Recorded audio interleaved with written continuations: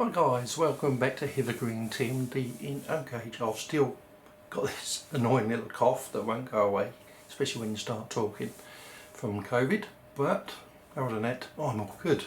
So what's happened? Well, in the post I have received my transfers for 56063, the new numbers for 103, the large logo, and the etched nameplates from Protoneo, Barden Hill for 63.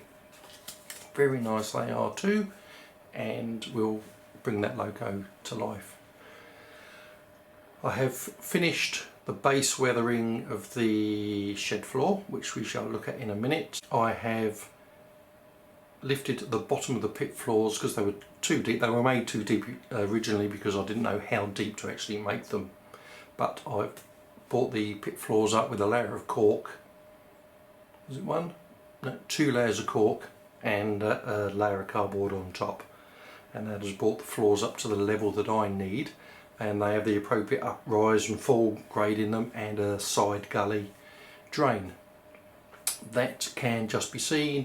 You can't really see it from outside the layout when you're looking at the layout, but it's there. I know it's there, and that's the sort of thing I like to do for some unknown reason, make it harder than it is.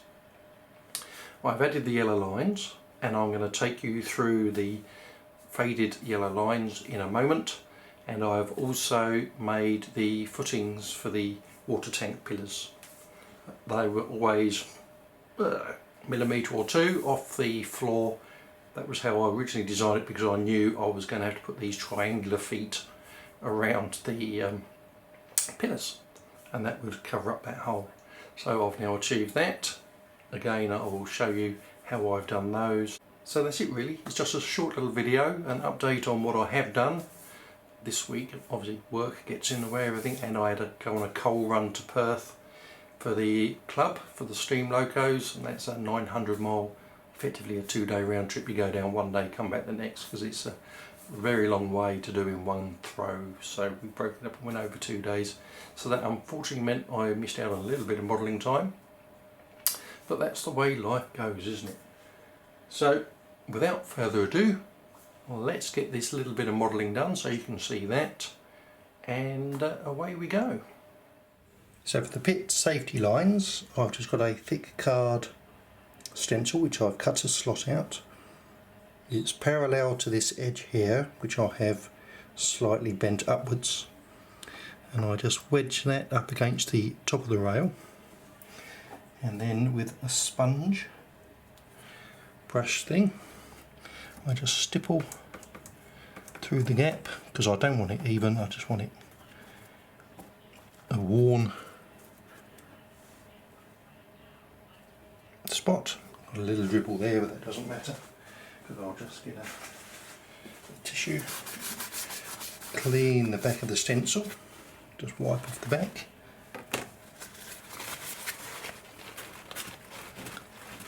Rub that off of there so it's less yellow, and we'll just move on to the next part.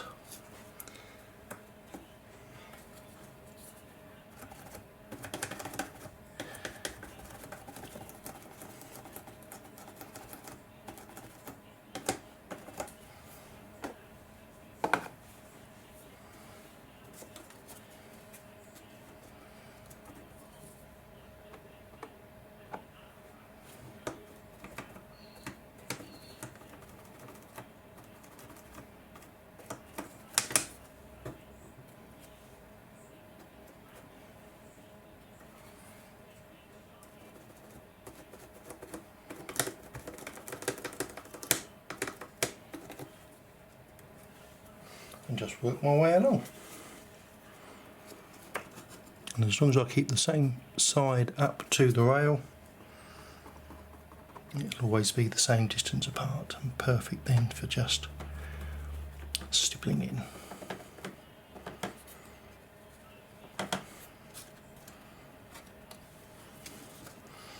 And because I don't want it even, I don't have to worry too much about it.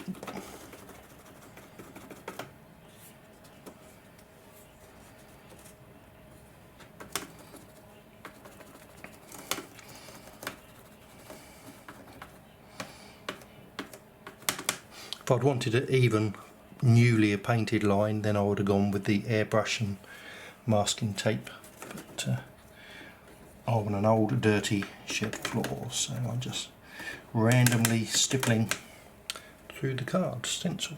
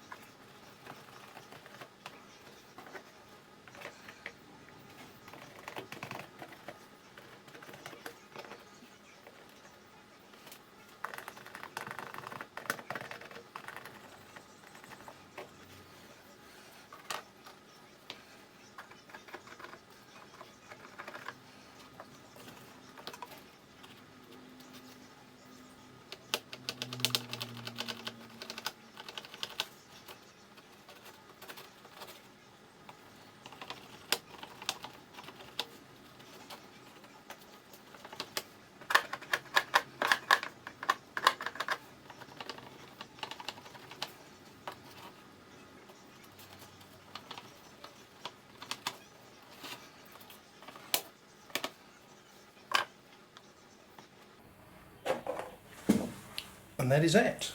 So now we have the worn yellow warning stripes. Along here you got sort of areas which is thinner than others, where people have been climbing up and down loco steps, and that is the effect that I've been looking for.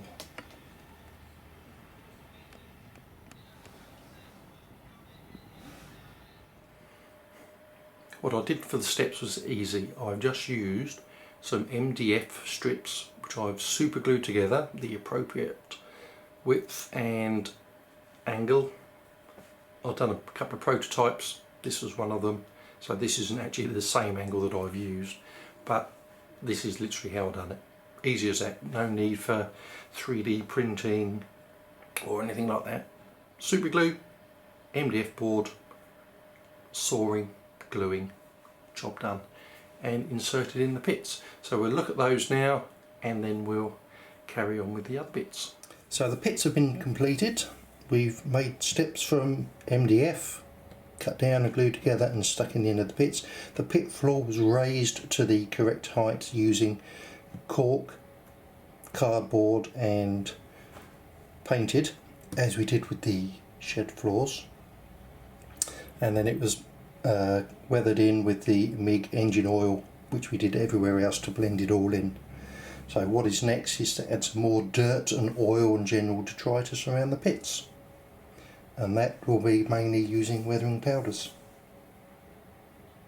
I have to make the footings for the water tank pillars. They have a triangular base at the bottom, just to make them larger than the ordinary support pillars, due to the obviously extra weight that that part of the building has to take. So I've got stock styrene strip, and I'll just cut it to the right width, and then all I have to do now is score it a few times at 45 degrees to make the triangle, and a bit of force snaps off. So now I have a nice neatly cut triangular piece of styrene to create the footings. And to get to my perfect little triangle, which is nicely 45 degrees with a 90-degree end, we use the lines on the cutting mat. So here we have 45 degrees and the 90-degree line.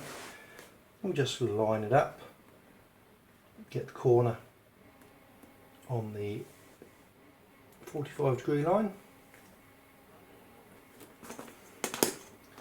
and then run it down, get it in line, 45 degrees.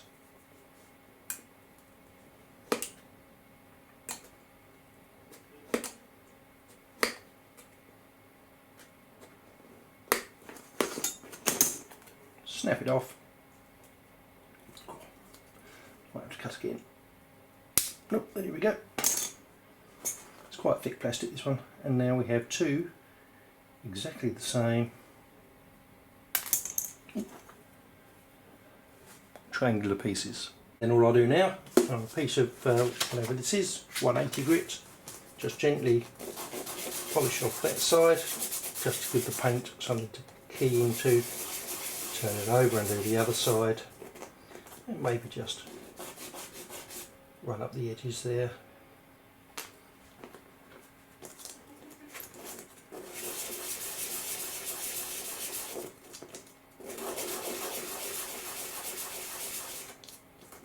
It just takes the shine off to give the paint a key. So now literally just some high strength super glue and push it into the corner.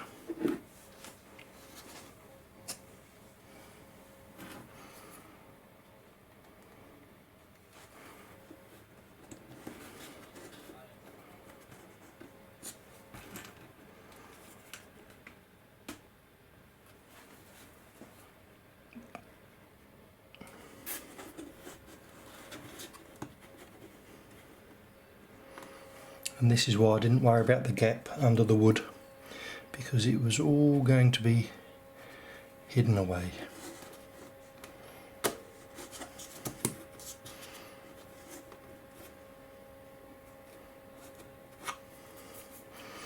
Although I appear to be sticking my fingers together more than the plastic.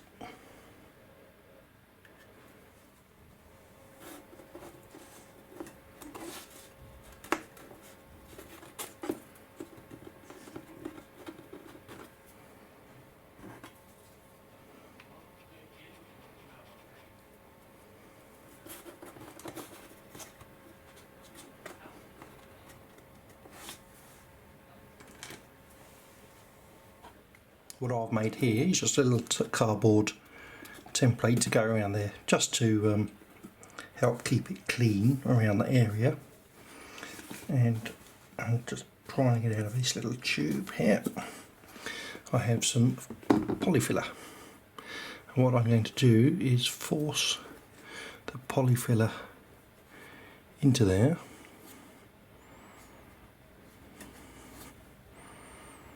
To fill in the gap in the footing without spreading it all over the layout and the floor. Just again push that in there. And what I can do is with a bit of card just gently run it down, and there it is, neat and tidy, with very little for me to clean up.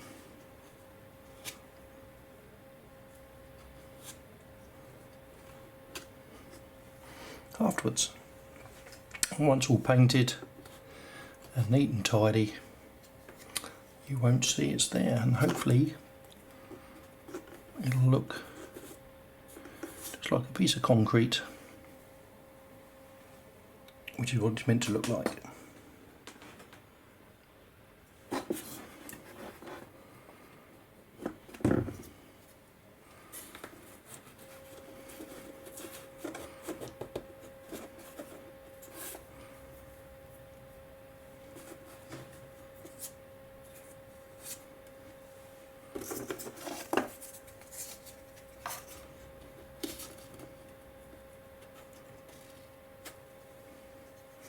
Just like that.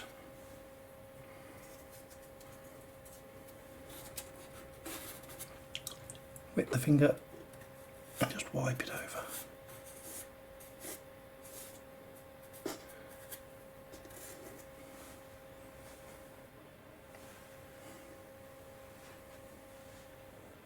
Well, there we go guys, I hope you don't mind that little video. Not a lot in it, but you know, it's progress, we're still moving on. The trouble is, once I get these little bits done, what I have to do is make the buffer stops for the pit roads, and I'm really not looking forward to that. so I might just get on with the water tank, finish that off, just to draw it out a bit longer. So anyway, stay safe, enjoy modelling, and see you soon. Cheerio.